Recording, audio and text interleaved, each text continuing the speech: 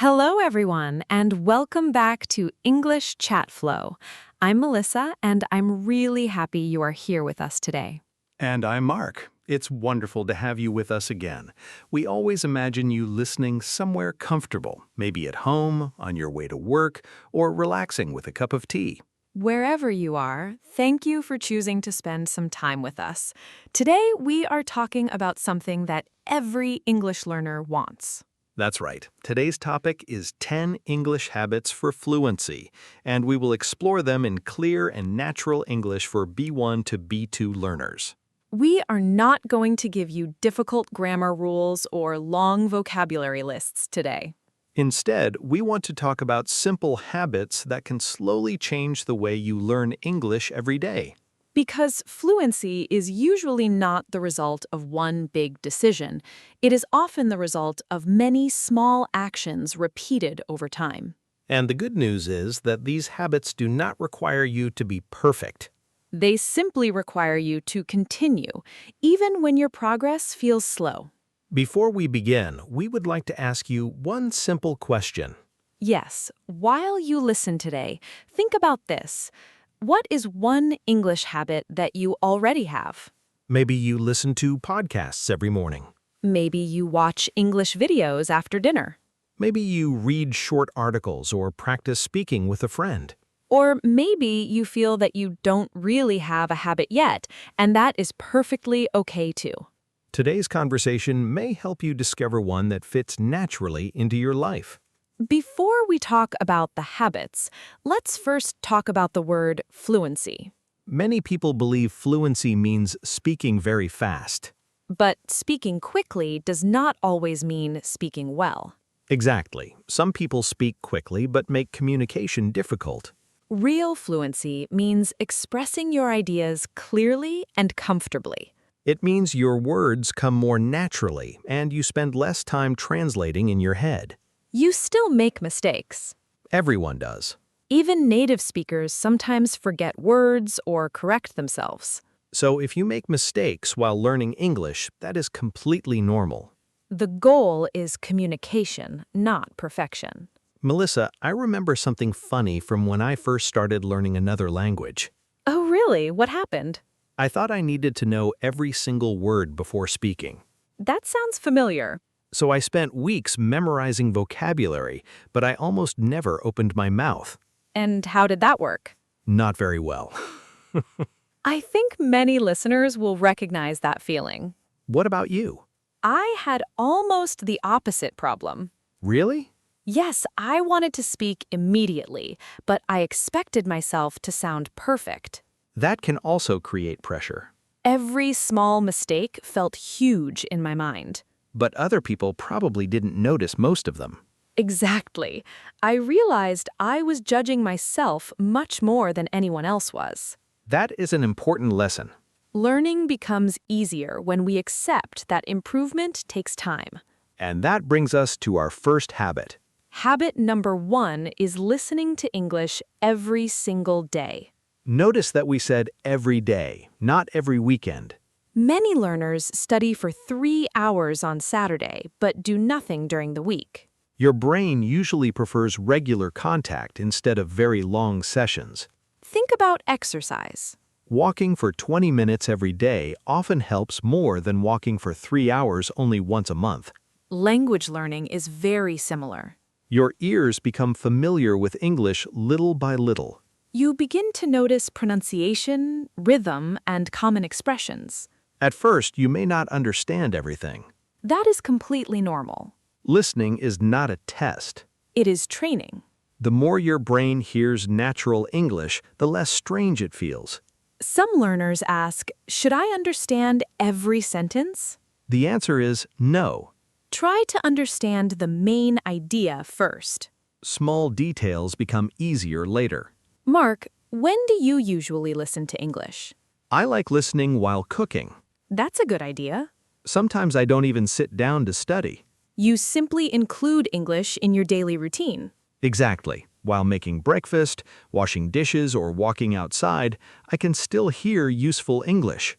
That also makes learning feel less stressful. Yes, because English becomes part of everyday life instead of a special activity that only happens at a desk. Habit number 2 is speaking out loud, even when you are alone. Some people think speaking alone is strange. But it is actually excellent practice. You don't need another person every time you want to improve. You can describe what you are doing. For example, you can say, I'm making coffee. Now I'm opening the fridge. I think I'll cook pasta tonight. These are simple sentences. But simple sentences build confidence. Your mouth becomes more comfortable producing English sounds. Your brain also becomes faster at creating sentences. Another fun activity is talking about your day. Yes, at night you can ask yourself, what happened today?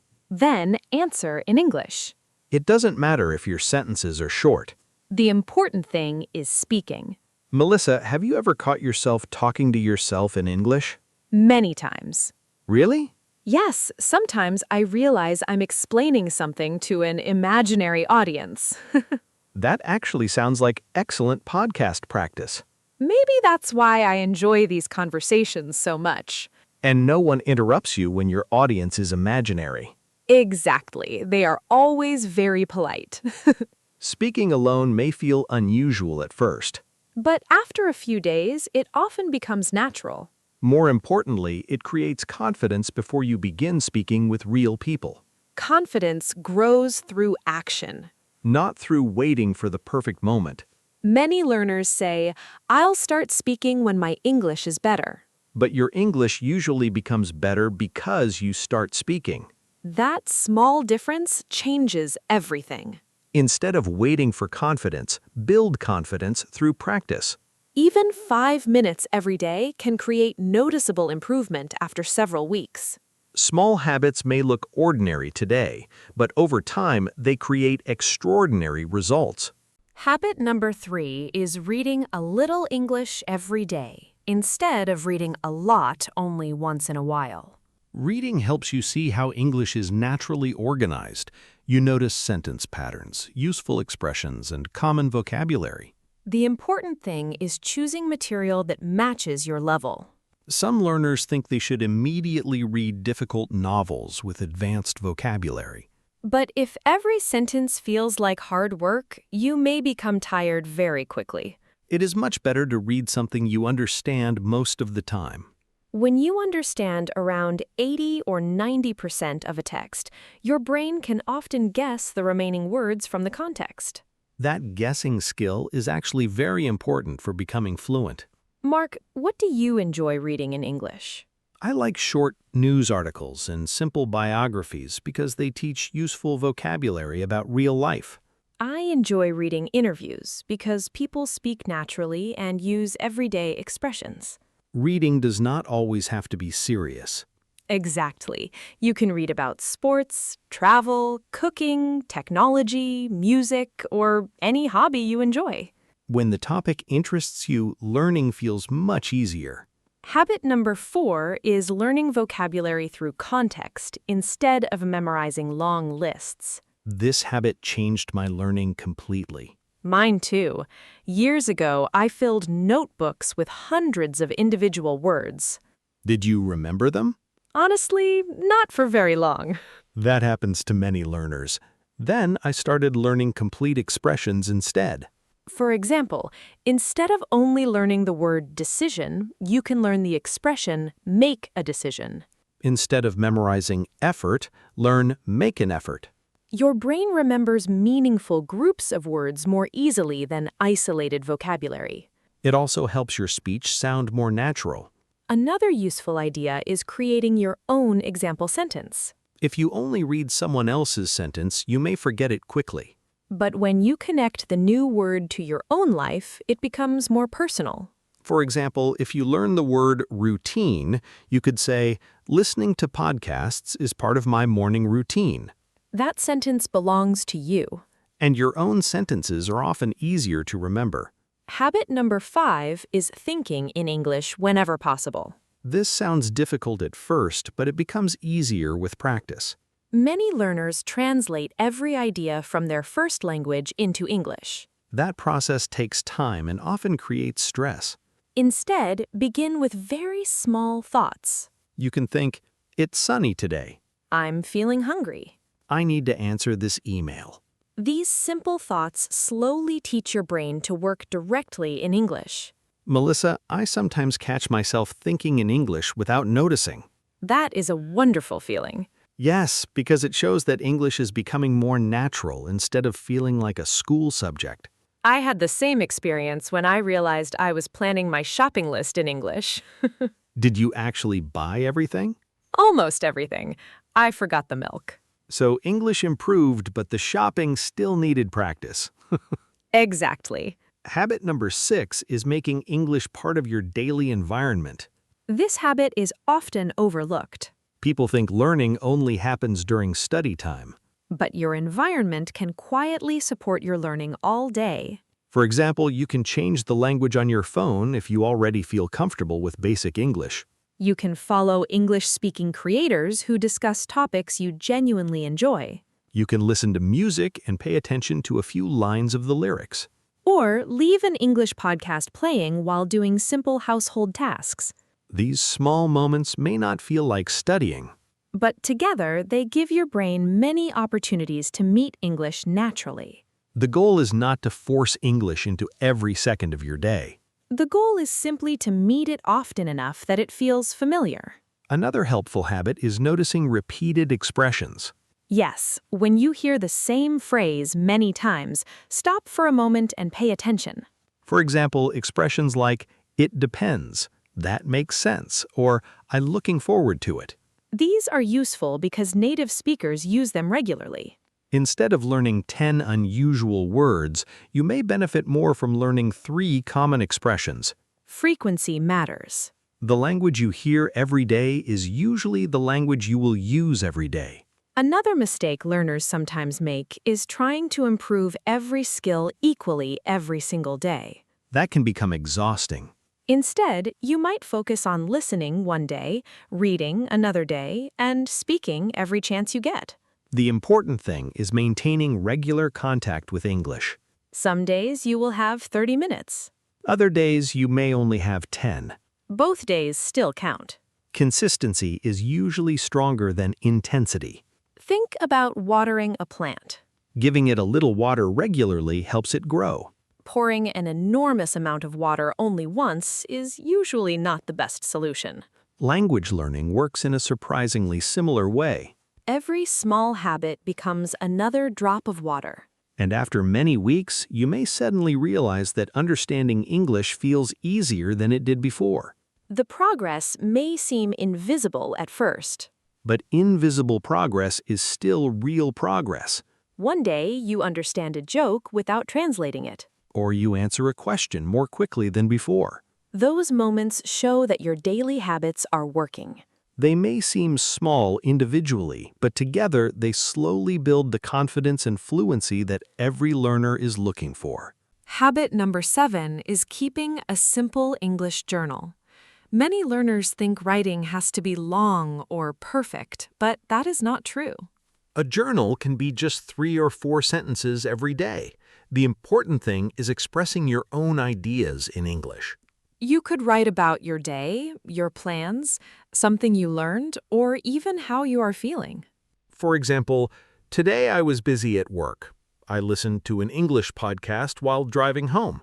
I learned 2 new expressions that I want to remember. Those sentences are simple, but they're meaningful because they come from your own life. Writing also helps you notice the vocabulary and grammar you already know. And when you cannot express an idea, you discover exactly what you need to learn next. Habit number 8 is reviewing instead of always learning something new. This habit is often forgotten because learning new things feels exciting. But if you never review, many words slowly disappear from your memory. Think about meeting a new friend. If you only meet that person once, you may forget many details. But if you meet regularly, the friendship becomes stronger. Vocabulary works in a similar way. Seeing useful words again and again helps them become part of your active English. Melissa, do you ever review old notes? Yes, and I am often surprised. Why? Sometimes I find expressions that I completely forgot, and I wonder why I stopped using them. I have the same experience. It reminds me that reviewing is not repeating because you failed. It is repeating because that's how memory grows stronger. Habit number 9 is being curious instead of being afraid. That sounds interesting. What do you mean by curiosity? I mean asking questions whenever you notice something new. Instead of saying, "This grammar is too difficult," you can ask, "Why is this sentence written this way?" Curiosity changes your attitude. It turns learning into exploration instead of pressure. Every language has expressions that seem strange at first.